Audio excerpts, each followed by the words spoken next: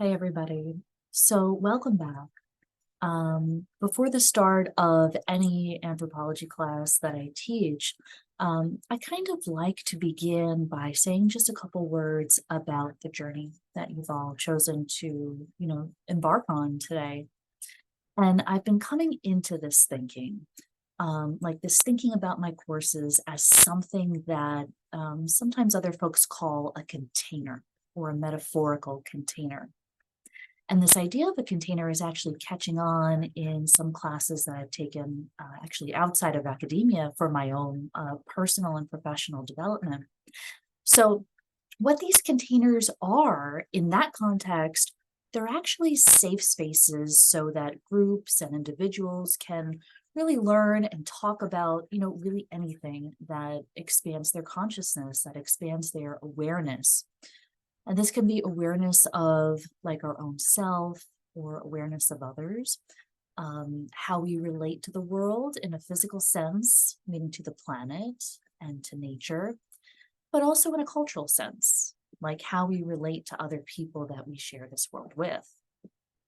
And as with, I think any social science class that you will take or perhaps have taken already, you may have encountered ideas that are, very different. And anthropology is no exception to this. Some things might actually challenge beliefs. And at other times, maybe we'll feel really curious to dig into these things or maybe even feel kind of awe-stricken.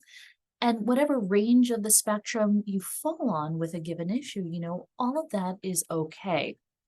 But, I like to extend this invitation out to everybody, and that is to invite you all to dance with the ideas that, that bring up different things for you, because this really is how we expand as human beings. But during the process, though, we don't want to lose sight of our intention, meaning the intention of this class, the intention as to why you may be enrolled in this class.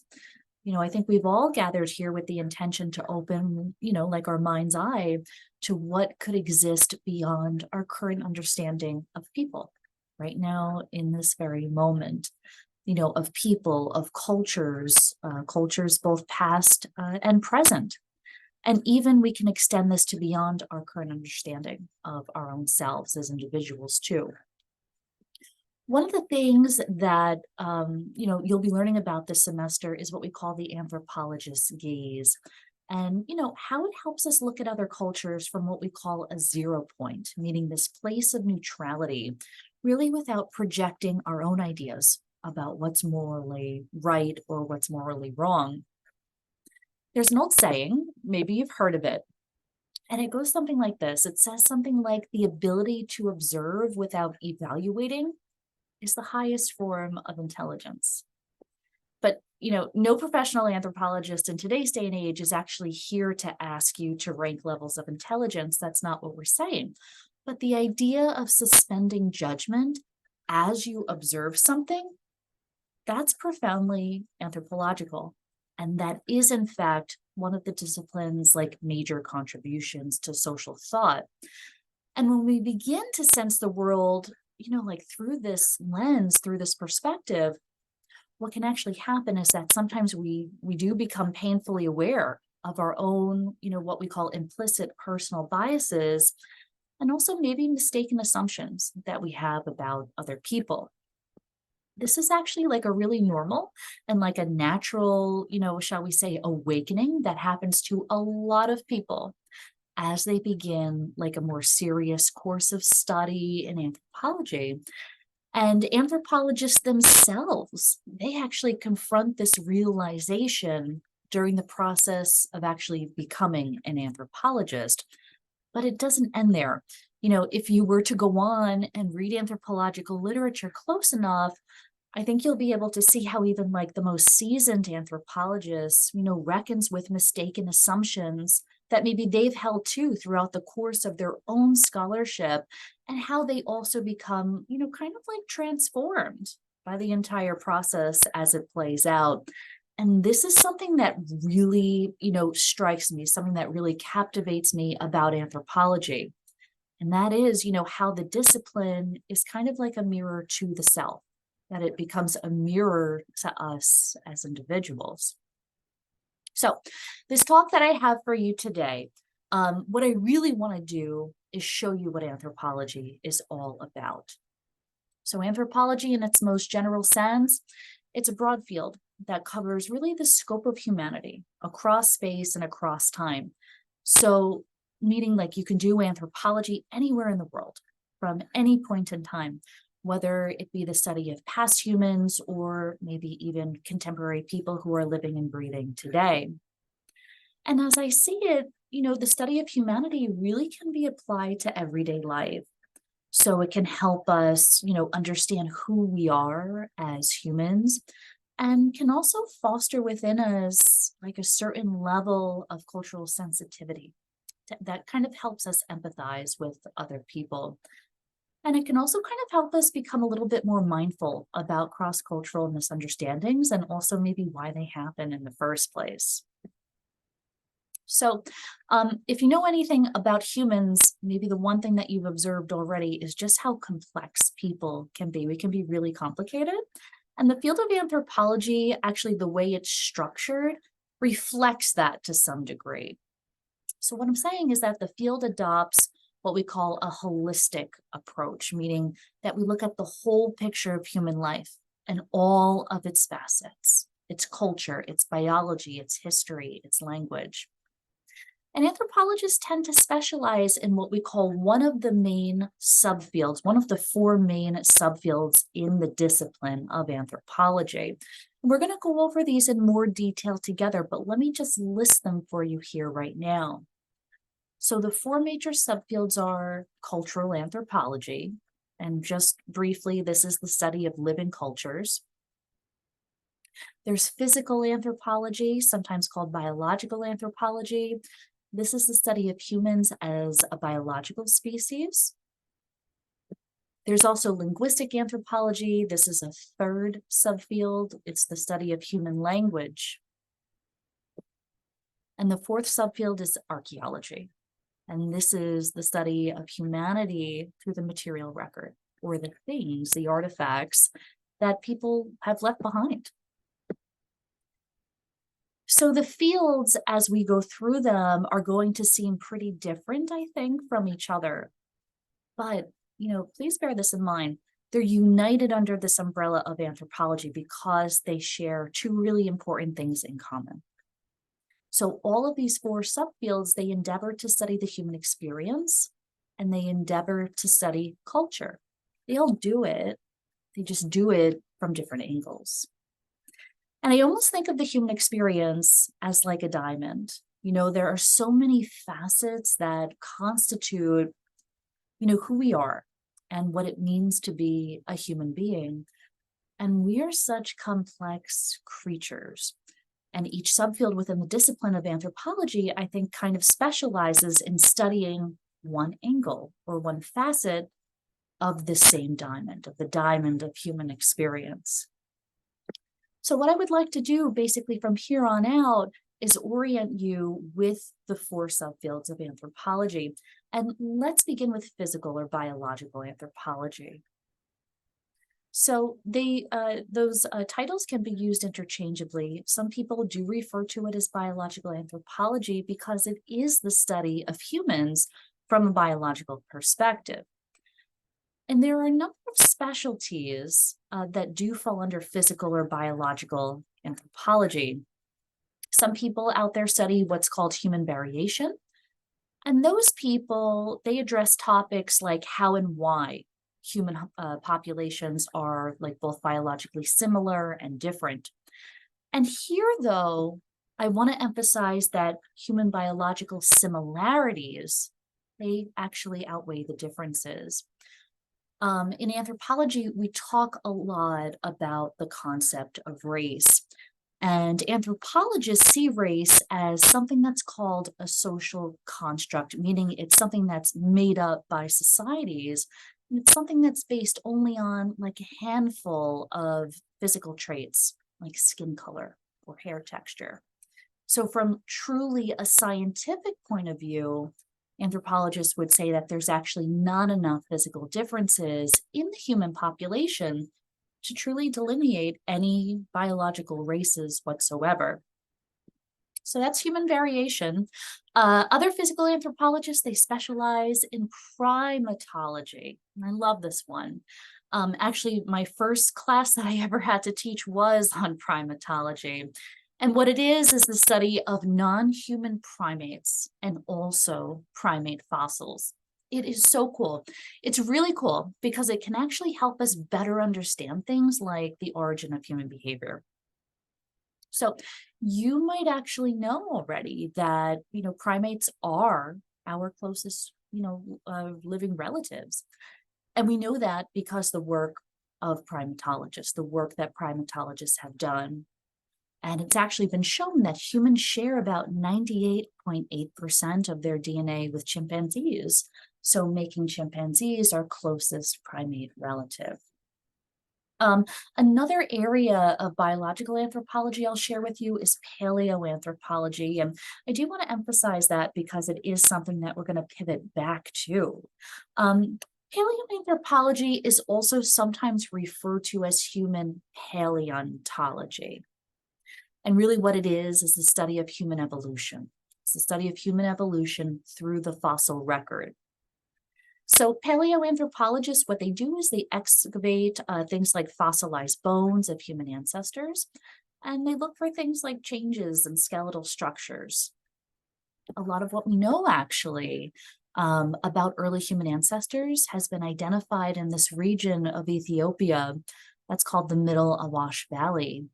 And they've actually been finding some of the oldest fossils here and even some of the oldest stone tools. They're called Oldowan tools. And they were actually used several million years ago. So that's biological anthropology. Another facet of being human is language. And that brings us to the second subfield of anthropology, which is linguistics or linguistic anthropology. These are anthropologists who specialize in the study of human language. So this includes speech.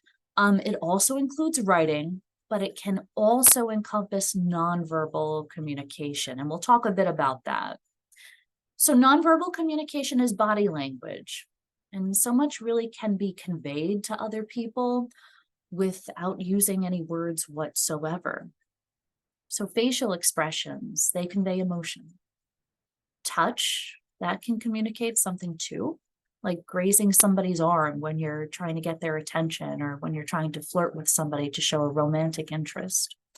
Even the space between your body and someone else's body during a conversation can convey a message, even if we're not entirely aware of it, even if we're not like super consciously aware of it.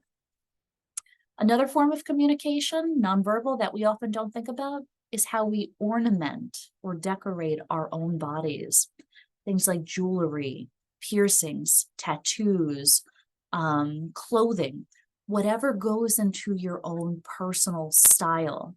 Your style, it communicates something. It communicates something to other people, something about your vibe and something about who you are. There are other linguistic specialties too.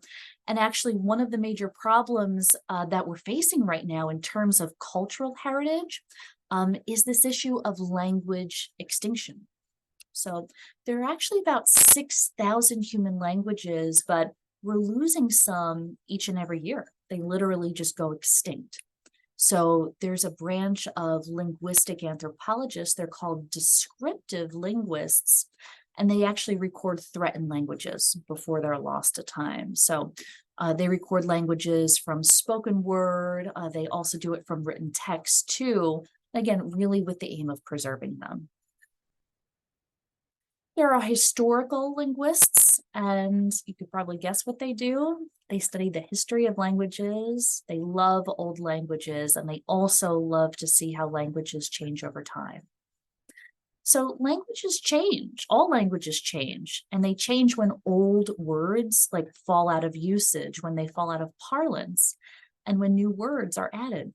Usually new words are added through new discoveries, new innovations, inventions.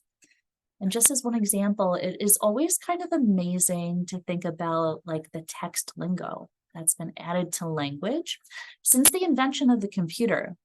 So LOL, OMG, IDK, We all know what these mean. We all know how to interpret these today. But even just 30 years ago, which is in the scope of my lifetime, people would be at a total loss. It would be as if you were speaking gibberish to them. One other specialty in linguistics, let me tell you a little bit about it. It's called sociolinguistics. And sociolinguists, what they do is they study the relationship between people and society.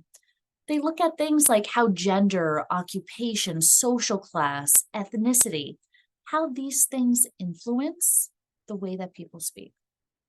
And a good example that I can think of is something called dialect.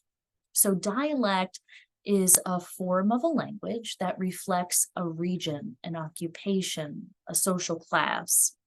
You may have noticed how New Jersey has slightly different dialects. So depending on where you are in the state, some people might say coffee, other people might say coffee. Some people might say chocolate, other people might say chocolate.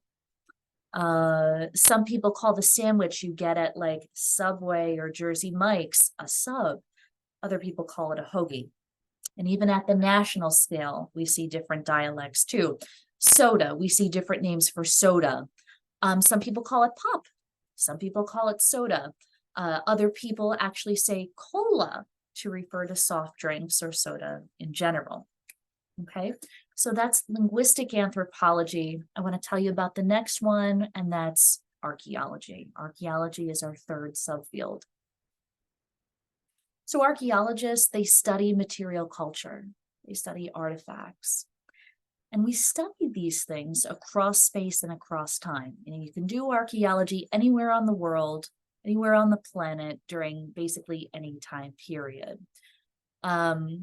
Most archaeologists use artifacts as a line of evidence to study the past, but there is a growing movement to look at the materiality, the things of contemporary life too, things that could be in our own homes, for example. So by artifacts, we're talking about really anything, any material that's made or manipulated by humans. So in that sense, an artifact could actually be a stone. It could be a stone that someone manipulated, that's the key part, a stone that somebody manipulated or shaped into, say, a tool like an axe, a knife, a projectile point. But artifacts can also be things that are literally like right around your workstation right now. The computer that you're working on, the device you're streaming this talk on, the pen that maybe you're holding for writing notes, or the car you drive, really anything that's made or manipulated by humans. So we have this misconception about artifacts that they need to be old, but this really isn't the case. And as I was saying, there's this emerging specialty within archaeology called contemporary archaeology. And this really is the study of the present, the study of today and the recent past through artifacts. And it's an area that I've actually been doing a lot of thinking in myself recently. Now, this next piece that I want to bring into the talk, I think might be a shocker for some people. It's a shocker for some people who I know at least are in my intro to archaeology classes. And this is maybe one of the biggest myths about archaeology that I'm about to bust. We don't excavate dinosaur bones. This is a big misconception.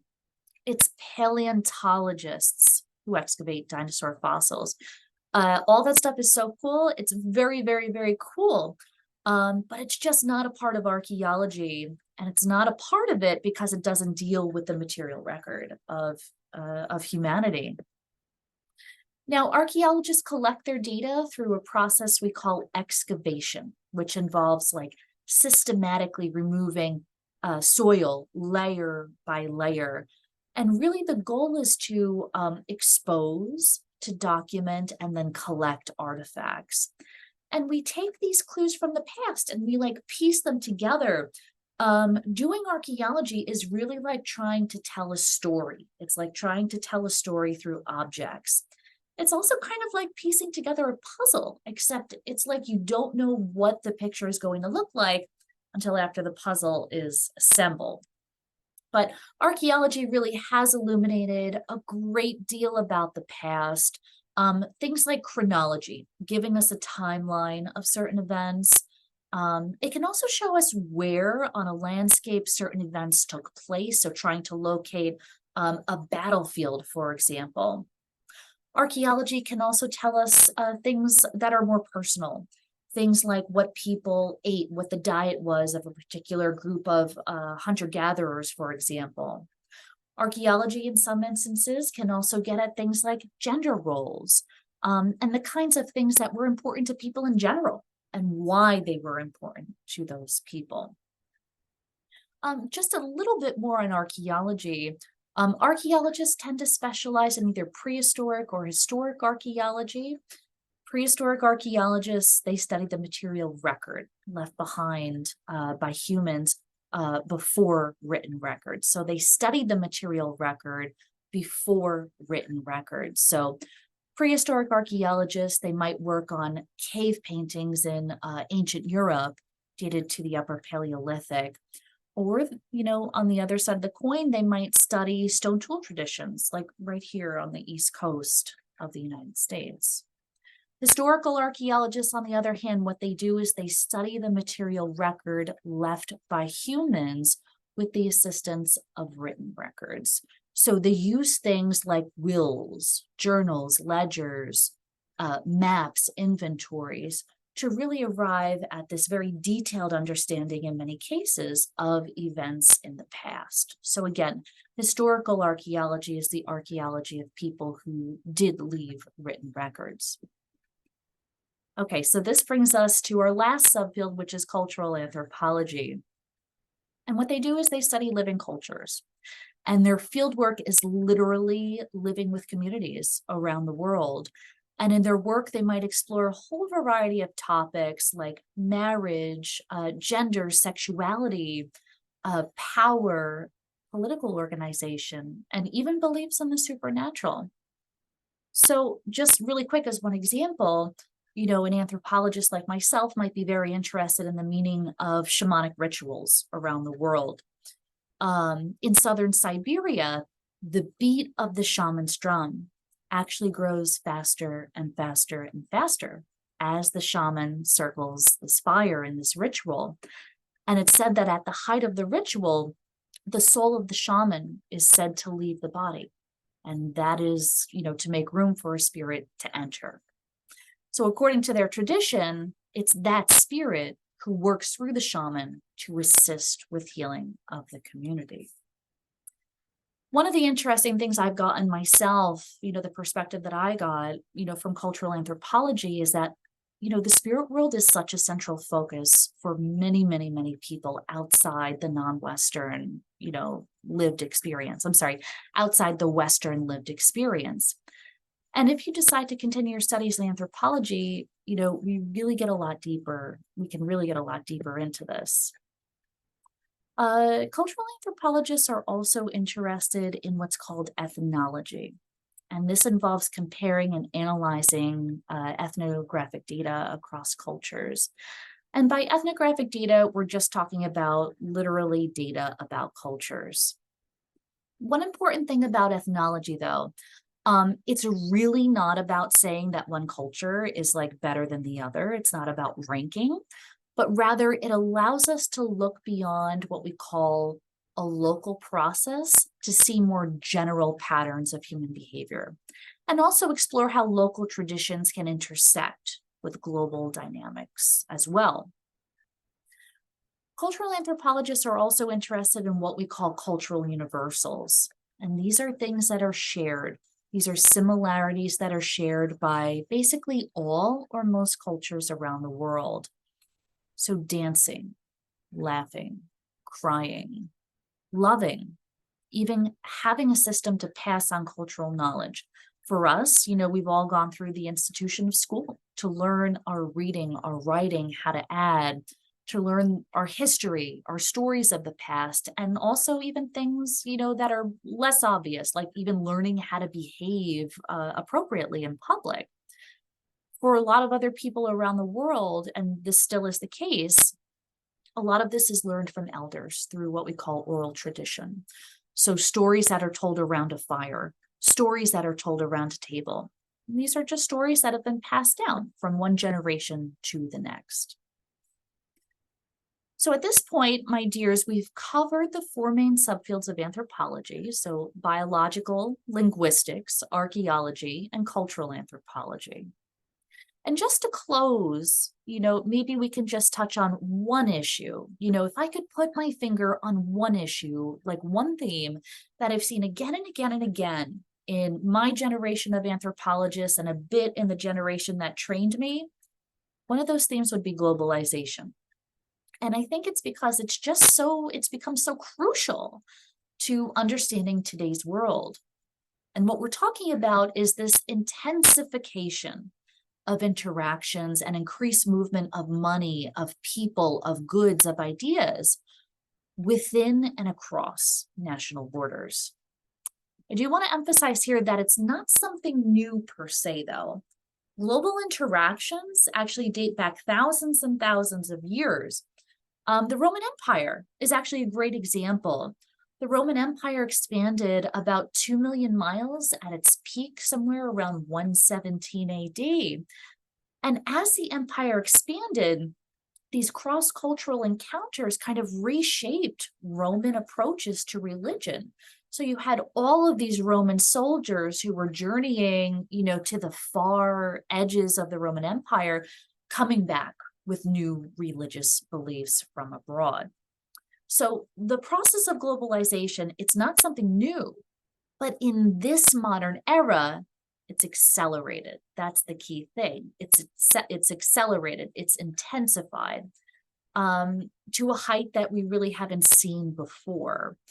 Advancements in transportation and communication since the Industrial Revolution, all of that really it's like catalyzed the entire process. Things like trains, airplanes, even the internet, social media alone has been, it has reached epic proportions. I actually recently came across an article on this electric flying taxi, and it's designed by United Airlines and I think Archer Aviation too.